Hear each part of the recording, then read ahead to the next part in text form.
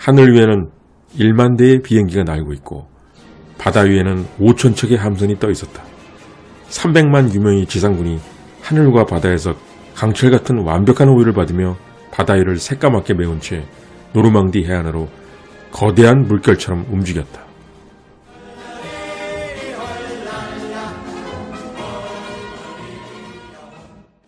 시청자 여러분, 많은 구독을 부탁드리겠습니다.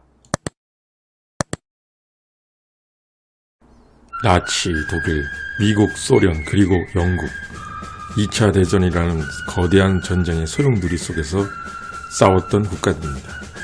이외에도 프랑스, 이탈리아, 핀란드 등 따지면 많이 있겠지만 보다 강력한 주요국만 간추리면 이렇습니다.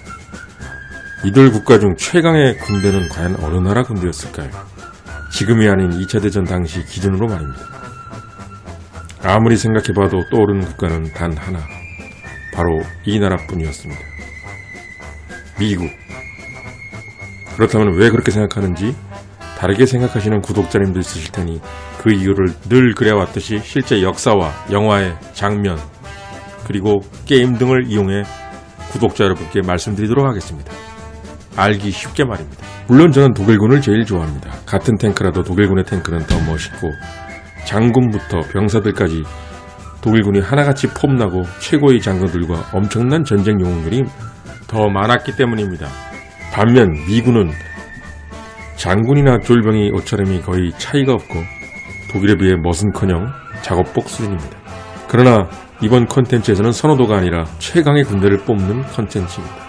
그래서 독일군을 좋아하긴 하지만 최강 군대에선 제외가 되었습니다. 그렇다면 왜 미군이 2차 대전 국가 중 가장 최강 1위라고 생각할까요? 그 첫 이유입니다.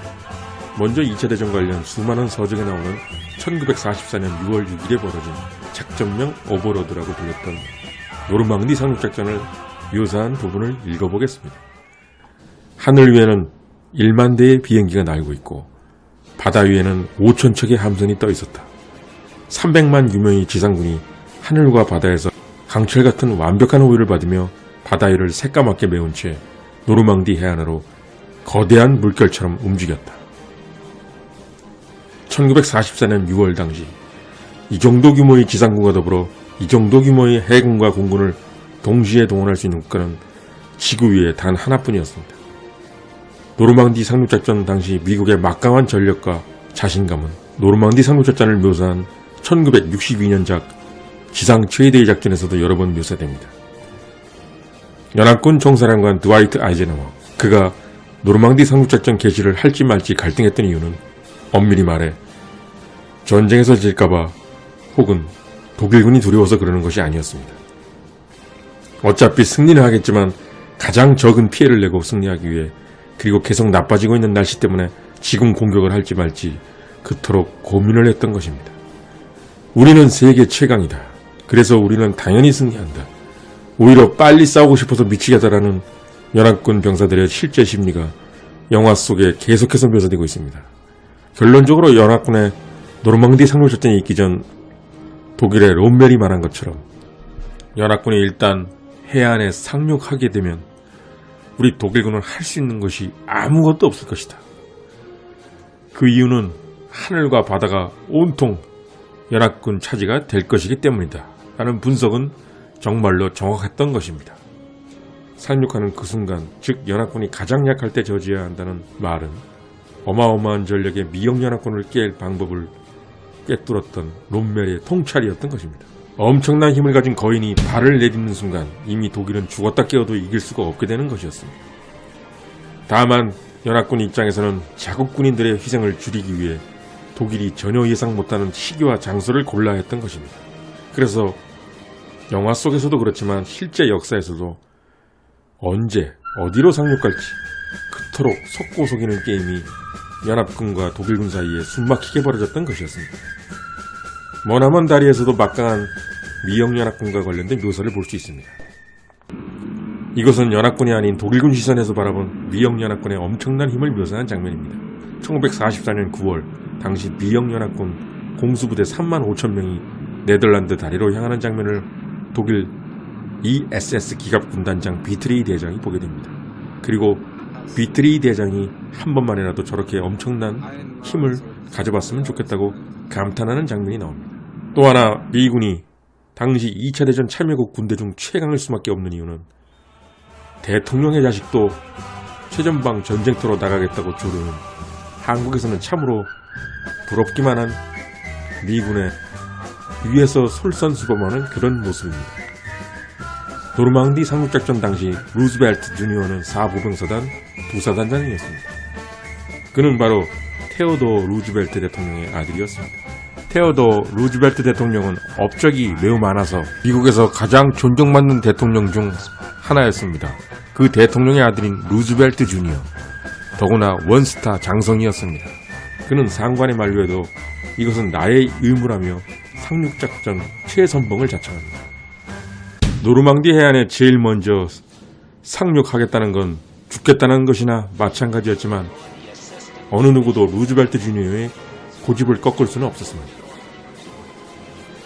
더구나 당시 관절염을 앓고 있었던 루즈벨트 주니어, 그는 1944년 6월 6일 새벽 관절염 때문에 지팡이에 의지한 채 4보병사단 소속 어린 병사들과 함께 가장 먼저 노르망디 해안에 상륙합니다. 상륙작전에 투입된 최고령 병사였고 최고위 장성이었습니다. 다행히 전투에서는 죽지 않고 살아남았지만 한 달 후 심장마비로 전선에서 죽게 됩니다. 노르망디 상륙작전을 묘사했던 영화인 지상 최대의 작전에서도 미국에서 가장 존경받는 대통령 아들이 최전방으로 가겠다며 우기는 상황이 리얼하게 묘사됩니다. 그렇다면 현직 대통령의 자제들은 어땠을까요? 현직 대통령인 프랭클린 루즈벨트의 아들도 모두 최전선에서 참전했습니다. 육군, 해군, 공군 등에서 모두 최전선에서 싸웠다고 합니다. 한마디로 독일의 히틀러는 현직 대통령과 전직 대통령의 자제가 모두 자신들과 싸우는 최전선에 참가했던 그런 무시무시한 국가와 싸우게 된 것입니다. 1943년 당시 북아프리카 전선의 영웅이었던 미국 패튼 중장, 그는 야전병원 시찰 중에 PTSD를 겪는 병사를 만나게 됩니다. 패튼 장군은 외상후 스트레스 장애에 걸려 울고 있는 병사를 겁쟁이라고 뺨을 때리고 총살하겠다며 권총을 빼드는 사건이 발생합니다. 이후 이 일이 알려지자 그의 과거 후배였으나 현재는 상관인 아이젠하워 원수는 패튼에게 사과를 명령합니다. 패튼은 사과했지만 결국 이 일은 미 본토에까지 알려지게 됩니다. 그래서 놀랍게도 패튼 중장은 해임이 되게 됩니다. 이 일은 패튼 중장이 시칠리아 메시나를 점령한 후에 벌어진 일이었습니다. 전시 중이고 이런 대전공을 미국 내에서 처음으로 세운 3스타를 쫄병을 때렸다는 이유로 해임시키는 나라가 바로 미군입니다. 더구나 이때는 1943년입니다. 6.25도 일어나기 전이었던 시절에 PTSD를 앓고 있는 병사를 오해해서 구타한 것인데 그 이후로 전쟁 영웅인 3스타를 자르는 나라가 바로 미군이었던 것입니다. 당시 선진국에서조차 PTSD라는 개념이 많이 알려지지 않았을 때입니다. 그러나 미국 당국은 나라를 위해 희생하여 PTSD를 앓고 있는 병사는 겁쟁이가 아니며 비록 3스타 전쟁 영웅일지라도 나라를 위해 희생한 병사를 구타한 것은 정당하지 않다고 본 것입니다. 이 정도 국가의 군대라면 한국에서처럼 징집이 되어도 좋을 것 같습니다. 한국은 그렇지 않은 국가인데도 징집을 하니까요. 사실 한국군에서는 1943년이 아니라 요즘에도 일어나긴 어려운 일입니다.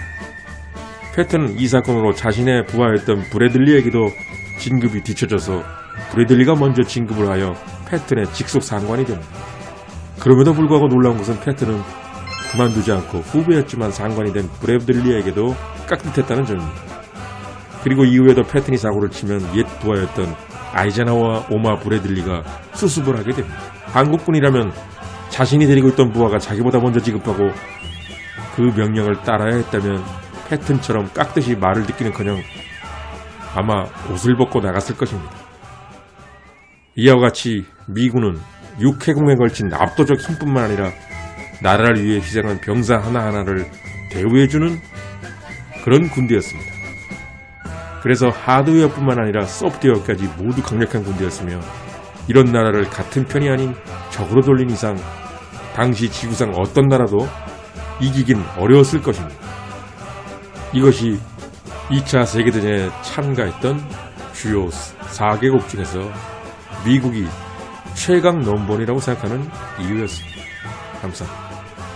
여러분 성원을 아끼지 말고 보내주십시오. 구독자를 위해 열심히 최선을 다하는 채널이 되겠습니다. 감사합니다.